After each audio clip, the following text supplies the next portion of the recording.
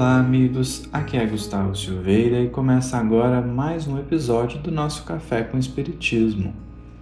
Para hoje, trazemos um trecho de uma mensagem do Espírito Lázaro, que está em O Evangelho segundo o Espiritismo, capítulo 9, item 8, em que está dito assim: A doutrina de Jesus ensina, em todos os seus pontos, a obediência e a resignação, duas virtudes companheiras da doçura e muito ativas, se bem os homens erradamente as confundam com a negação do sentimento e da vontade. A obediência é o consentimento da razão.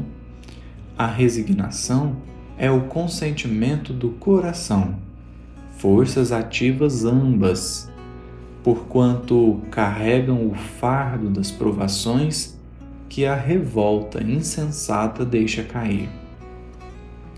O pusilânime não pode ser resignado, do mesmo modo que o orgulhoso e o egoísta não podem ser obedientes.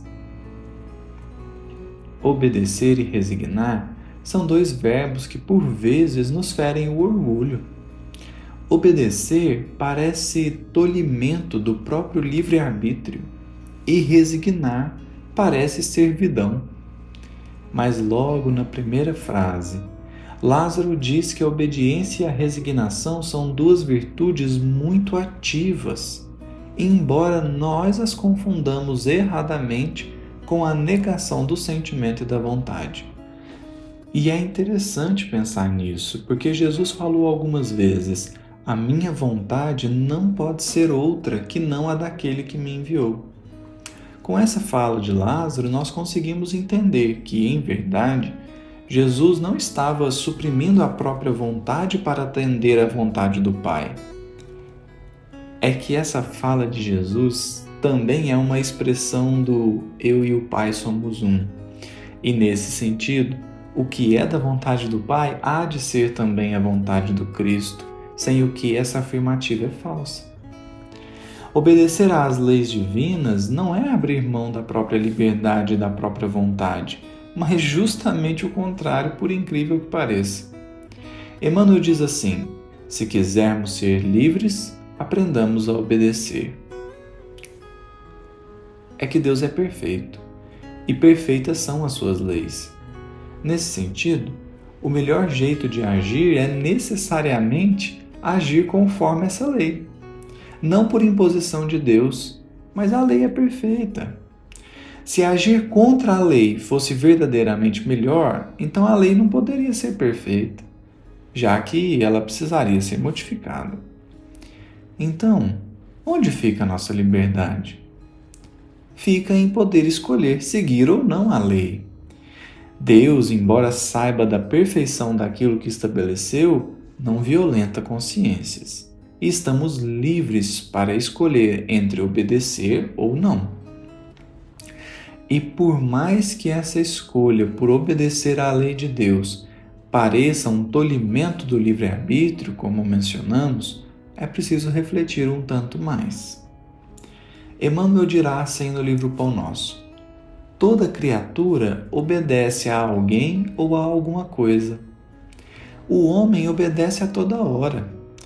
Entretanto, se ainda não pôde definir a própria submissão por virtude construtiva, é que, não raro, atende antes de tudo aos impulsos baixos da natureza, resistindo ao serviço de autoelevação.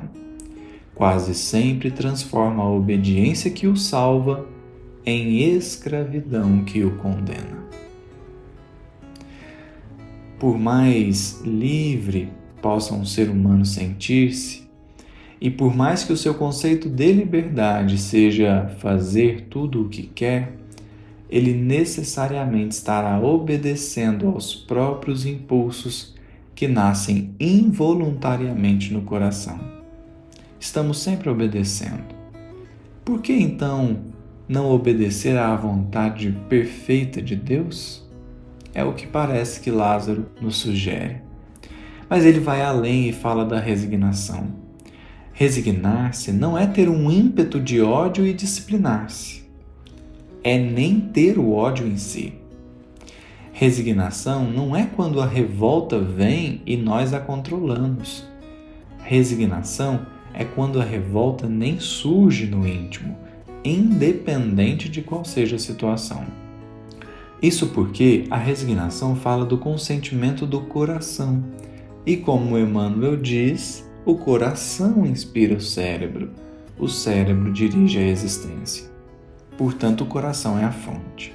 E se o coração consente, então a fonte das nossas ações está purificada. Assim, a resignação está para além da obediência, porque é processo do coração.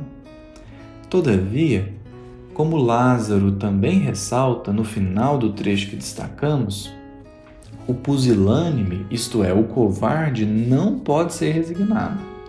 Resignação também não é covardia.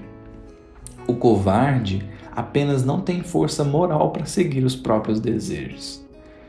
Portanto, resignação não é negar o próprio sentimento, mas aproximá-los cada vez mais dos sentimentos do Pai. É a esse ponto que somos chamados.